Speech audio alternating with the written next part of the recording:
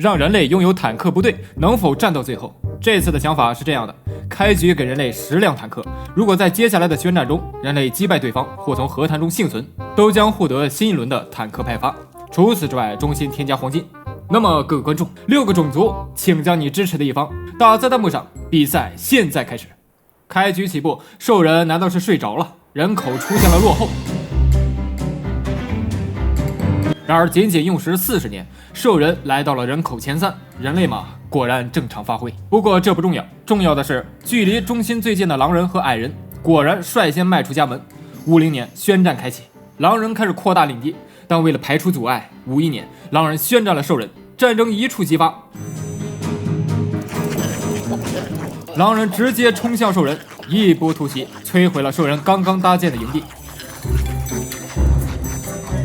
狼人赢下了第1回合，但是我们自然清楚，对面可是兽人，有仇必报的模范种族。狼人也没有懈怠，又调派了一批军队，这次级别更高，数量更多，只为在一开始就把最难的一关给攻略。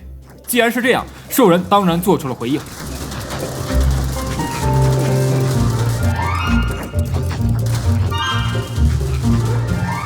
55年，狼人进攻军团全军覆没，而兽人则还有援军不断的赶到，意识到对面是这等实力，狼人终于理解了人类。57年，兽人军队已经到了狼人的家门口，这可真是偷鸡不成蚀把米，赔了夫人又折兵啊！就在兽人一步步破坏敌方领地的时候，新的战争开始了。60年，精灵宣战了矮人，人类则宣战了垂危的狼人。精矮两族从来势均力敌，在没有出现明显差距的情况下，两方就是矛与盾的对决。因此，精灵必须从出兵数量上压制对方。而另一边，人类的坦克部队终于出动了。这次人类非常自信，况且对面已经半死不活，怎么想怎么赢啊！就坐等新一轮坦克补贴了。没过多久，人类的坦克部队就驶入了狼人之地。这时候的敌方势力已经被兽人打得仅剩残兵败将，人类的坦克只能大材小用。62年，狼人仅剩一角。他们多么希望对面可以视而不见，曾经最接近黄金、中心领地最多的种族，只因为率先宣战了兽人，下场却如此惨，竟然落得被人类坦克补刀的局面。狼人不甘心，亮出尖爪，一跃而起，开始摧毁这些坦克。63年，狼人战败淘汰，人类却没有特别高兴，说起来过于耻辱。没错，10辆坦克被狼人全部破坏了。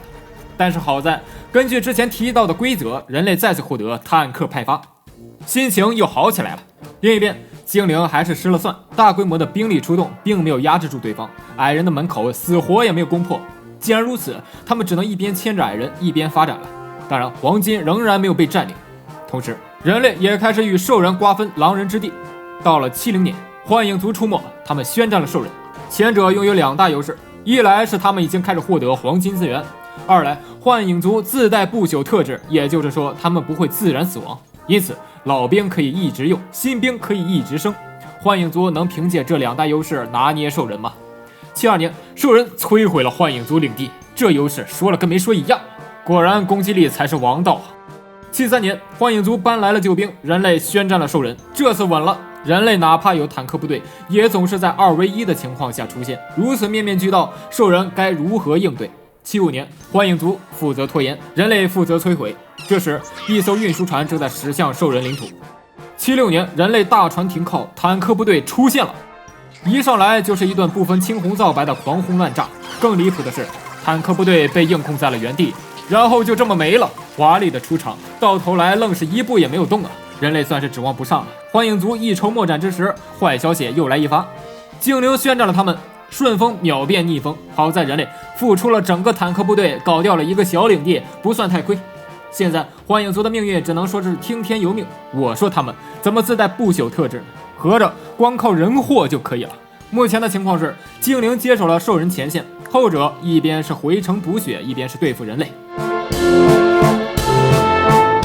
80年，幻影族战败淘汰，不过人类反倒没有忧虑，因为他们没输，只要没输就能获得坦克。这次数量还翻倍了，人类压制，坦克压制，兽人要这都能扛得住，真说不过去了吧？83年，人类新开发领地被兽人全部摧毁，这边坦克部队才刚刚抵达战场。这次吸取了教训，不给对面硬控的距离，管他是谁，照对面一顿乱轰。然而我没想到啊，是真乱轰啊，甚至炮弹对准了自己的家。兄弟们，我是真的救不了了，在天赋面前，我的努力是白费的。你别说，人类这乱轰大法是真的奏效，直接加快了兽人的推进速度。在落后对面1半人口的情况下，兽人稳操胜券。这时矮人也有点扛不住了，两族成了落难兄弟，因此必然要拜个把子结个盟。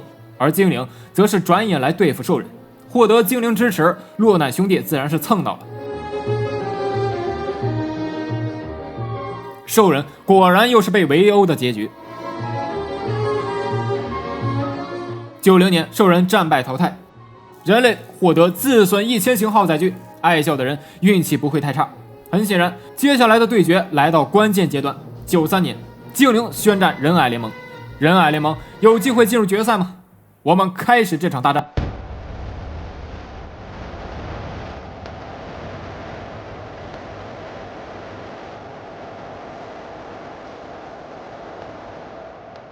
102年，矮人首都搬到人类附近，坦克部队已经全部摧毁，精灵发起总攻。